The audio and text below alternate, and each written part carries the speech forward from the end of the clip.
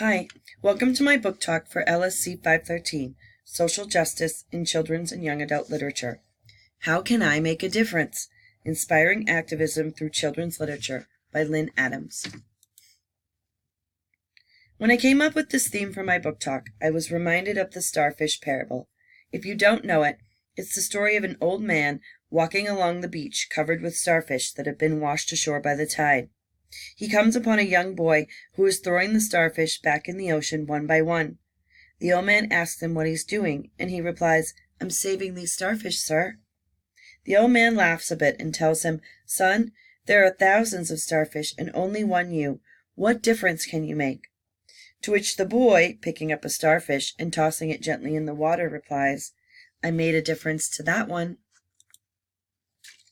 Inspiring activism in young people can be a way for them to feel like they can make a positive impact in our ever-changing world.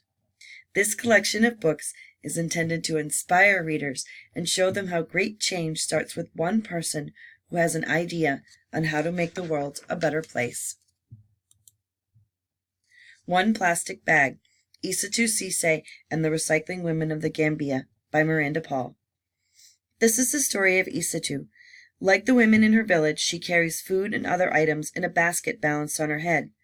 When the basket wears out or breaks, it is thrown to the ground, where it will eventually break down naturally and become part of the soil again.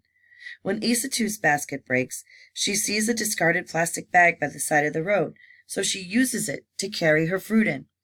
When that breaks, she throws it to the ground, just like she did with the basket. But when more and more people throw plastic bags to the ground, she soon discovers that they don't go away. Soon there are many plastic bags, and the village goats start eating them and dying as a result. Isatou decides something needs to be done. She first learns to crochet. Then she carves a special crochet needle from a broom handle.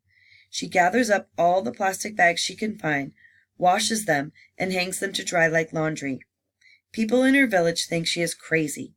Isatou starts cutting the clean bags into strips of plastic thread and teaches herself how to crochet them into purses of varying size.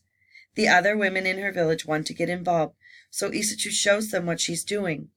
When she takes the crocheted items to the city, people laugh at her at first, but then the purses start selling. Isatou is so successful, she teaches women from many villages how to clean up and use the plastic bags to help their villages too. Emmanuel's Dream, The True Story of Emmanuel Ofosu Yeboah by Lorianne Thompson.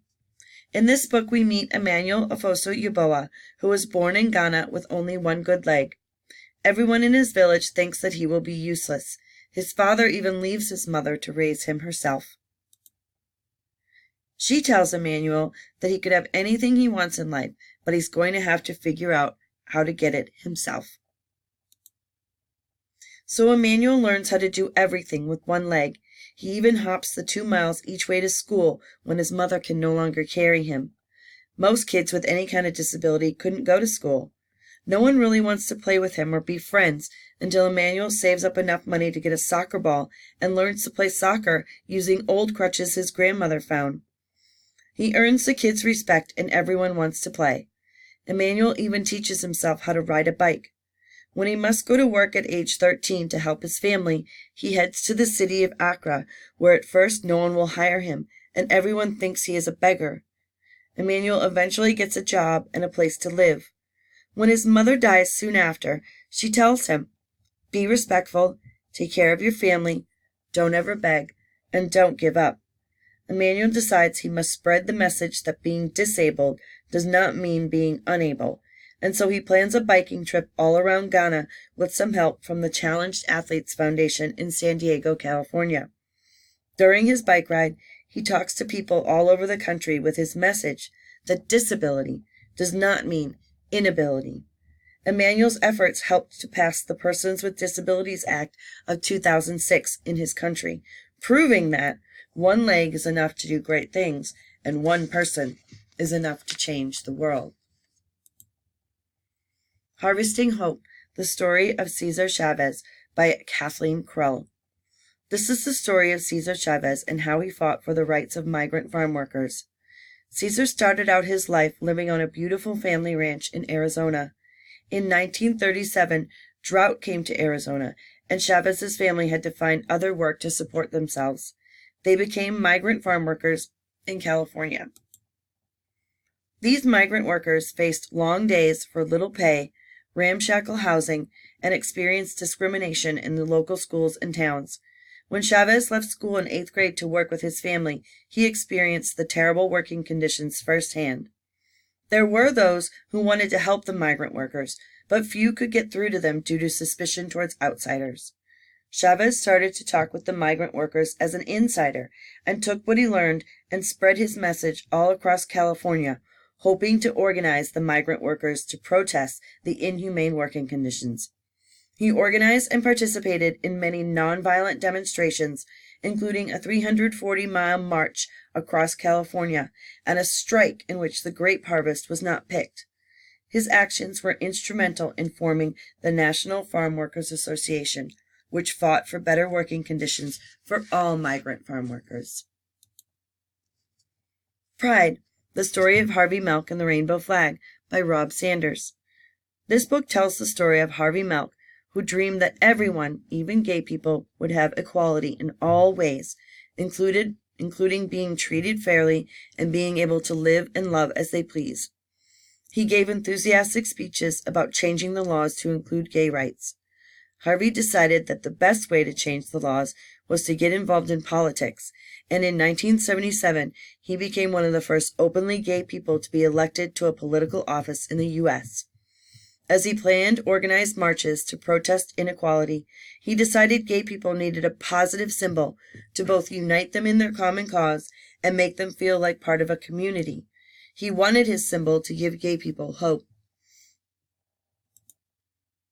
With the help of designer Gilbert Baker, he designed the rainbow flag, which was first used on June 25, 1978, at a march in San Francisco. 5 months later, Harvey and the mayor of San Francisco were assassinated by a man who didn't share their beliefs about gay rights. A silent candlelight vigil a mile long honored both Harvey and the mayor.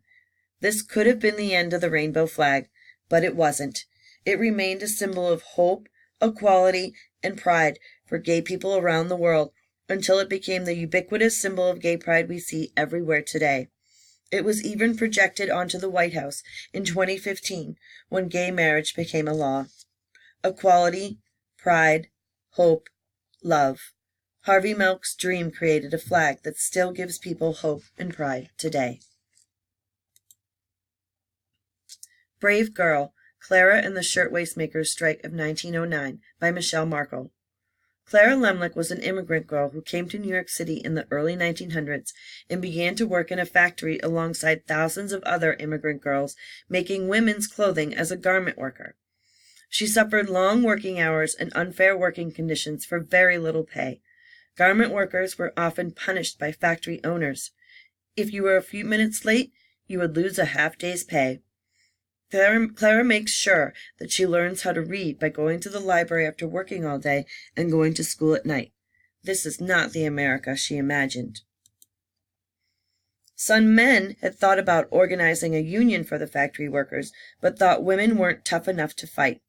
Clara urged women and girls to strike and ended up leading several strikes and walkouts, even getting arrested 17 times.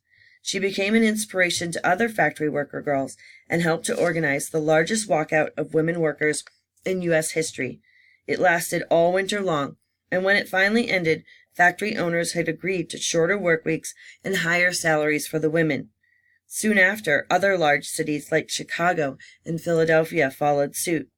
While there are still some things that need to be fixed in the garment industry, Clara Lemlich, a 5-foot-tall girl, was instrumental in the creation of the 5-day work week, overtime pay, and other protections. Shown here are more books that can help spark hope and enthusiasm in all readers and make them feel like one person can change the world for the better. This book collection is meant to help children see that they can make a difference and that small acts can lead to big changes. Like many of the people highlighted by these books, big change all started with one person having an idea of how to make the world better for everyone. We can show children that they don't have to feel powerless and hopeless and helpless. Think big. Start small. Thanks so much for watching.